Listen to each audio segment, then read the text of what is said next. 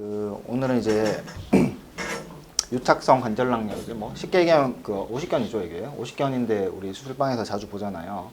그래서 여기에 대해서 간단하게 리뷰를 좀 해보자고 하고, 이게 왜 오십견, 프로즌 숄더라고 하죠. 원래 이제 그거는 사실 그것도 의학 용어긴 해요. 그래서 그 프로즌 숄더라고 공식적으로 이제 그거를 진단명으로 하기도 하고, 이제 원칙적인 진단명은 이제 어디시브 캡슐라이시스인데, 이제 프로즌 얼었다는 거죠. 어깨가 언 것처럼 굳어서 안 움직인다 이런 얘기고, 얘는 이제 유착성 어디전이 유착된다는 거잖아요. 이제 어드시브 유착성, 이제 캡슐이 관절낭이니까 캡슐라이티스 관절낭염이라는 거고, 오브 숄더라고 붙였는데 이제 이게 숄더 말고도 생길 수 있거든요. 뭐 힙에도 생기고 막 그래요. 이제 뭐 흔치 않지만 숄더에 제일 흔하죠. 그래서 일반적으로 이제 우리가 유착성 관절낭염이라고 얘기하면 어깨를 지칭하는 거라고 생각하시면 되고, 이거 많이 아파하죠. 이렇게 엄청 아파하거든요. 환자를 이제 보셨는지 모르겠는데 보면은 막 뭐 죽을 것 같이 아프대요. 막 진짜 그렇게 심하게 아파하거든요.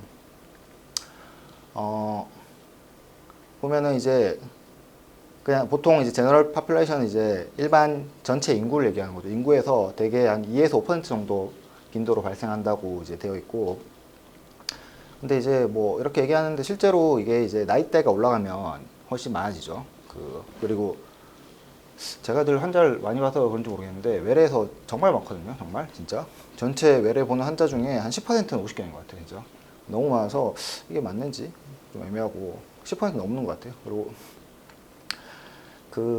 물론 이제 여기는 아픈 사람들만 오니까 그럴 수 있겠죠. 그리고 되게 여자한테 더 많이 생긴다고 돼 있어요. 그리고 40에서 60대 그 중년 여성한테 많이 생긴다고 돼 있죠. 남자도 생겨요. 근데 이제 40대에서 많이 생기고, 한쪽만 오느냐, 이제 양쪽 같이 온 경우 많죠. 술방에서 양쪽 같이 하는 경우가 있죠. 브리즈만 같은 거는 이제, 그래서 양쪽 같이 하는 경우도 많다고, 그건 제가 뒤에 따로 설명할 테고. 그래서 왜 오냐, 이게 왜 올 것 같아요? 환자들이 물어보거든요. 왜 생겼냐고. 그걸 나한테 물어보면 나도 모르는 건데 이제. 그러니까 이게 그 얘기가 이 얘기죠. 이디오패시, 이게 특발성으로 그냥 아무 이유 없이 생긴다는 거예요. 원인 없이. 그런 얘기를 해주면 이제 막 긴가민가 하죠, 사람들이 또. 그리고 이제 이 2차성은 되게 트라우마죠. 이제 트라우마. 그러니까 본인은 잘 못 느끼지만 이제 어깨를 어디 부딪히던가 아니면 꺾이던가 뭐 이런 이벤트가 있고, 그 이후에 이제 세컨더리하게 이제 발생하는 거고, 혹은 이제 뭐 어깨 수술하고 이후에 많이 생기죠. 뭐 로테이터 커프나 이런 거 리페어한 다음에 많이 생긴다. 그래서 이제 리페어하고 난 다음에 또 다시 풀로 오잖아요. 그죠? 물리치료실에 있으면 이제 많이 볼 텐데, 그러고 이제 요건 좀 재밌는 건데, 이제 다이아베티스 뭐예요? 당뇨죠. 이제 당뇨 환자들이 잘 생겨요, 이게. 그래서 실제로 뭐 논문 같은 걸 보면 우리가 이제 치료 방법이 되게 여러 가지가 있잖아요. 이제 뭐 그냥 외래에서 이제 물리치료하거나 뭐 도치료하는 경우도 있고, 주사를 놔주는 경우도 있고, 주사도 뭐 이제 관절 안에 놔주는 경우도 있고, 관절 밖에 놔주는 경우도 있고, 혹은 이제 뭐 우리가 이제 하는 뭐 보통 이제 MUA라고 많이 이제 출판 적었는데 브리즈만이죠. 브리즈만을 하는 경우도 있고, 아니면 이제 스코프로 들어가서 이제 캡슐 릴리즈를 해주는 경우도 있고. 그러면 이제 궁금하잖아요.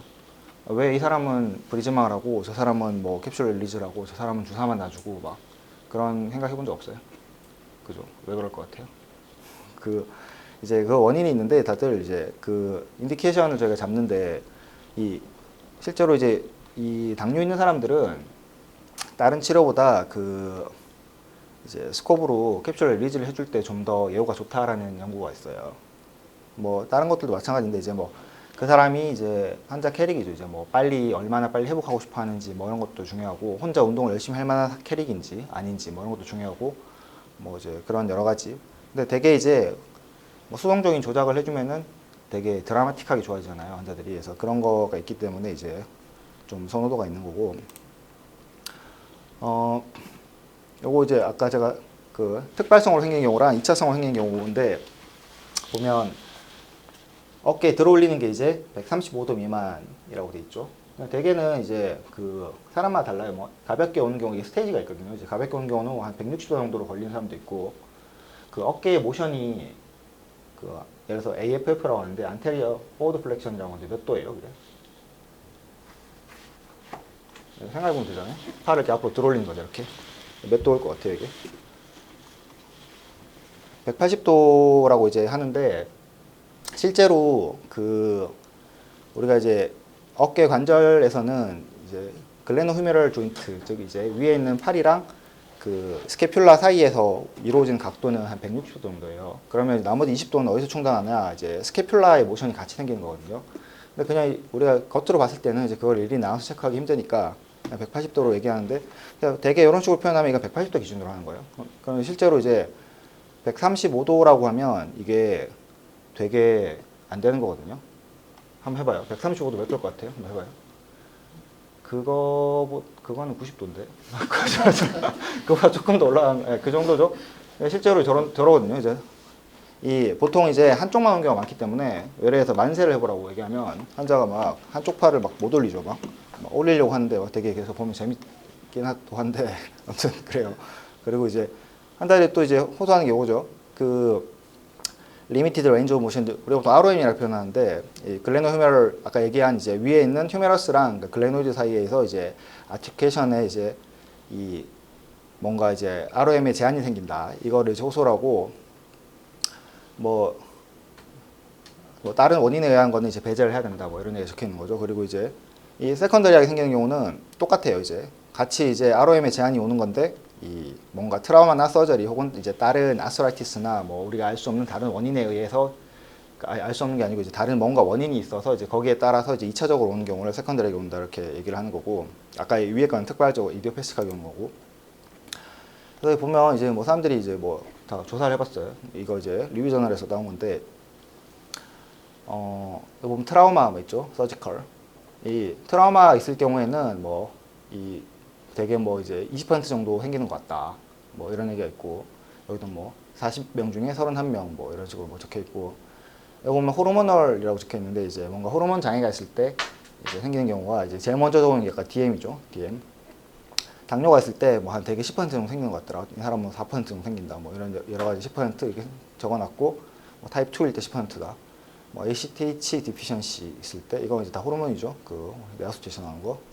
뭐 생기는 경우가 있더라. 케이스 리포트를 해놨고 이제 사이로이드 뭐 문제가 있으면은 이 사람은 특이하게 이제 바이레터럴하게 온다. 양쪽 다 하는 경우가 있다. 뭐 이런 식으로 적어놨고 뭐 다른 경우도 이제 카디악 펑션이 이제 문제가 있을 경우나 이제 DM이랑 카디악 디지즈가 같이 있을 때 뭐 잘 온다. 뭐 이런 얘기도 있고 이거 이제 뉴럴로직인데 스트로크나 파킨슨 있으면은 이거 되게 다 이제 하나를 지칭하는 건데 그래서 다치면은 사람이 아프잖아요. 그럼 팔을 안 움직이잖아요.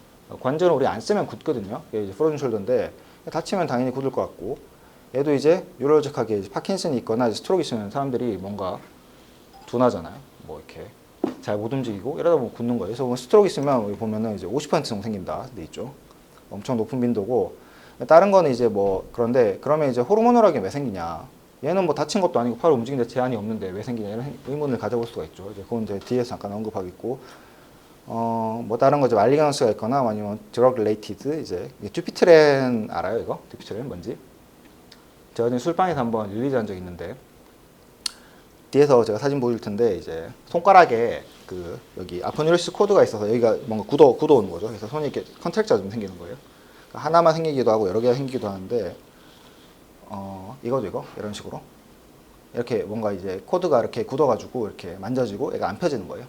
그러니까 이런 경우가 생기는데 그 저런 게 이제 생기는 경우에 같이 이제 프로존이 생기는 경우가 많다 그런 얘기를 이제 해놓은 거고 사람들이 조사를 막 엄청 이게 너무 흔한 질환이기 때문에 많이 해놨어요 보면. 그러면 이제 이게 뭐 생기는 이제 패스토제니시스가 이제 뭐 어떤 식으로 생기냐 이걸 한번 살펴보자 이런 얘기고 간단한 얘기죠 이제 이거는 이제 그냥 이런 질환이 생겨서 조사해봤더니 이런 특징이 있더라 이런 거죠 이제 해부학적이나 뭐 이런 여러 가지 이제 조직학적으로 아니면 병리학적으로 이제 그 인피리어 캡슐이라는 게 이제 우리가 그때 예전에 엑실러리 폴드 내가 설명한 적이 있는데 그 아무튼 인피리어 캡슐에 컨트랙처랑 시크닝이 생기는 거다. 그 원래 이제 어디시브 캡슐라이티스죠. 이제 캡슐에 문제가 생기는 거고 이제 엑실러리 폴드가 이제 어디센스, 그러니까 유착이 생기는 거다. 뭐 다 똑같은 얘기예요. 그리고 요거는 이제 하나 이제 아는 건데 로테터 인터벌이라는 게 이제 그 수프라스피너티스 텐던이랑 이제 서브스캡 사이에 그 공간을 우리가 이제 트라이앵귤러라는 공간을 이제 그 로테터 커프 인터벌이라는데 그 사이에 뭐 바이셉스도 지나가고 뭐 이것저것 많은데 코라코히메랄 리가먼트라는 게 있거든요. 제가 뒤에서 보여줄 텐데 거기에 이제 뭐 컨트랙처가 생기는 거다. 뭐 이런 얘기가 있고 이제 그래서 이제 뭔가 이런 여러 가지 캡슐이랑 주변의 어깨 주변의 구조들의 이제 유착 그리고 구축이 생겨서 어깨가 이제 움직이기 힘든 거죠. 액티브하기도 힘들고 패시브하기 힘들고, 액티브하게 힘들다는 건 이제 본인이 움직여서 움직이는 게 안 되는 거고, 패시브하게는 옆에 사람이 해준다도 안 된다는 거죠. 그래서 걸려가지고, 그래서 이거 사람들이 바이옵시 해보니까 뭐가 있을까? 조직학 검사를 해보니까 이제 뭐 이런 인플라메이션이 많고, 파이브로시스, 즉 섬유화된다는, 파이브로시스는 이제 저런 거예요.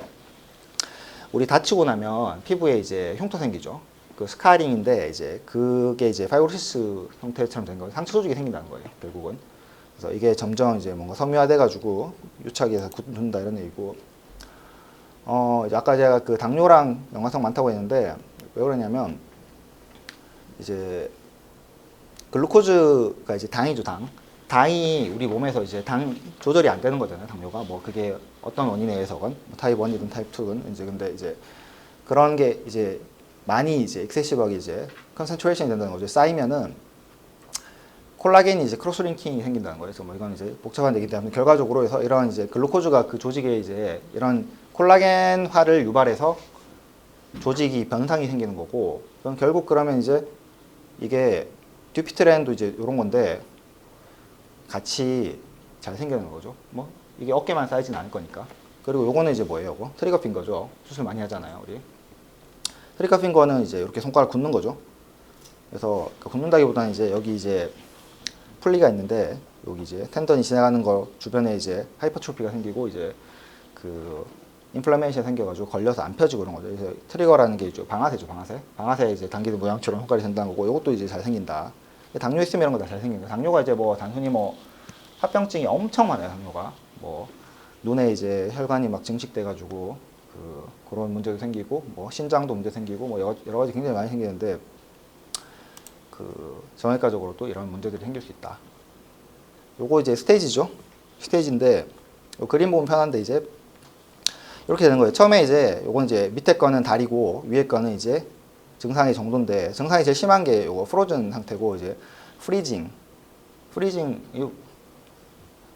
이제 그 우리 보통 영화 보면 이제 막 총 들고 막 하잖아요. 이제 프리징 막 얘기하는데 이제 처음에 여기 단계를 보면 이제 프리프리징 스테이지라고 해서 이거 전에 단계도 해놨어요. 근데 이제 사람마다 뭐 단계는 좀 다른데 이제 처음에 이게 시작되는 단계고, 이제 프로즌은 이미 굳었다는 얘기죠.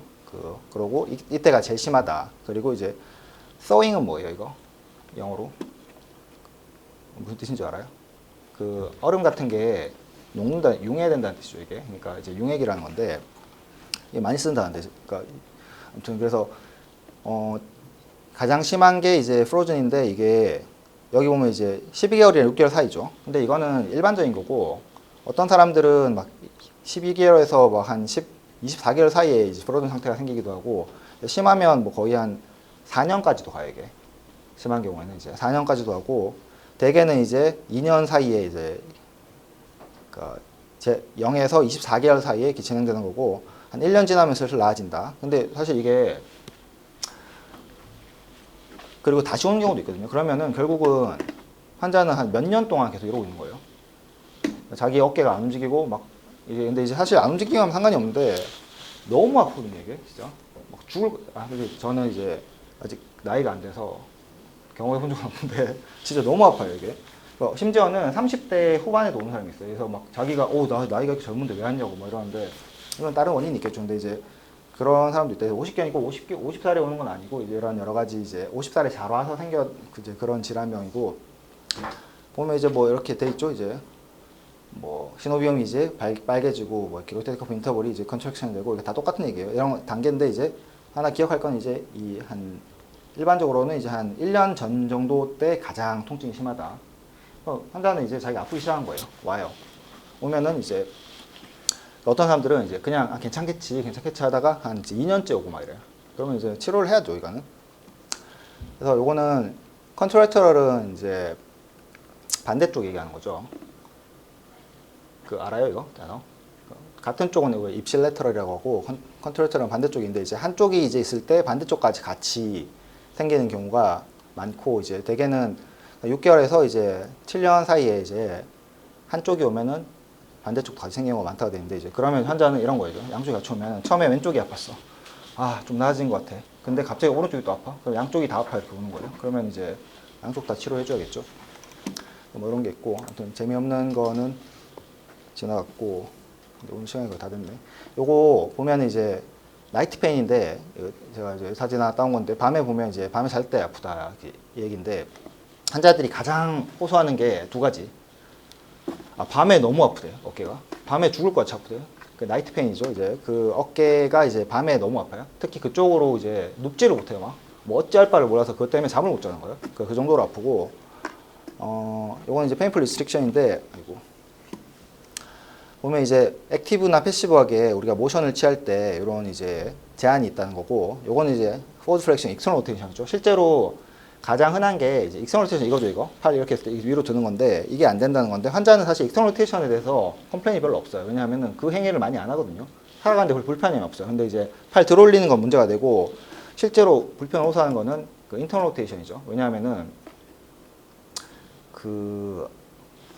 이거 밥 먹을 때 인터널 로테이션 쓰거든요, 저희가. 밥을 못 먹어요. 그리고 화장실 갔을 때 이제 저희가 위생 관리할 때 뭐 대변 볼 때 할 때 인터널 로테이션이 돼야 되거든요. 근데 그게 안 돼. 그럼 뒷짐이 안 되는 거예요. 그러면 환자가 이제 저희가 이제 일상생활에 불편감이 너무 큰 거죠. 그래서 익스터널 로테이션보다는 실제로 그러니까 발생은 저기 더 많이 하지만 인터널 로테이션이 더 불편감이 크다.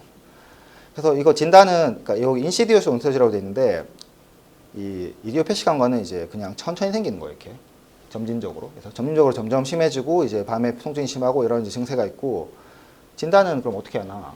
진단은 임상적으로 이 사람이 이제 이런 소견을 하고 신체 검진했을 때 이런 게 있으면은 이제 우리가 의사가 그 피지컬을 했을 때 이런 제한이 있으면은 진단하는 거예요.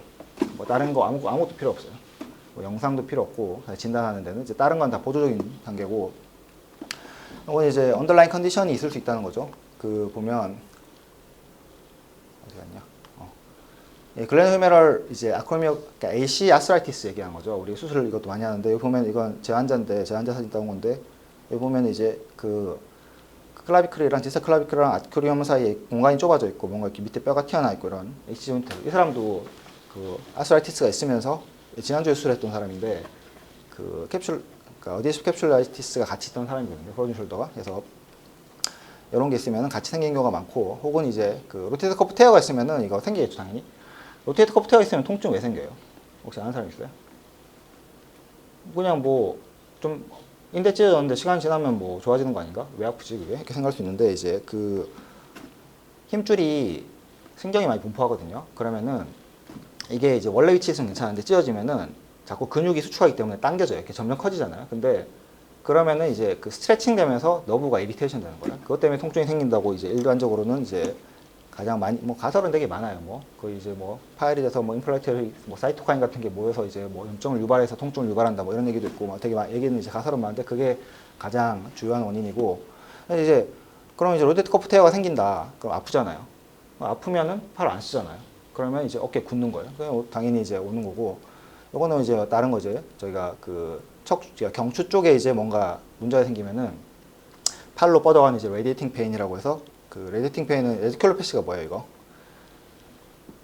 그 레디에이팅 페인이 있는 거죠, 이제. 그 팔로 뻗어간 통증이 있거나 혹은 이제 도마톰을 따라서 이제 저린 느낌, 뭐 넘니스나 팅글링 센세이션이 같이 동반되는 그런 경우가 있으면 팔을 또 안 움직이죠. 그러면 이제 생긴다. 뭐 그런 얘기죠. 이런 게 있고 오늘 여기까지 하고 다음 시간에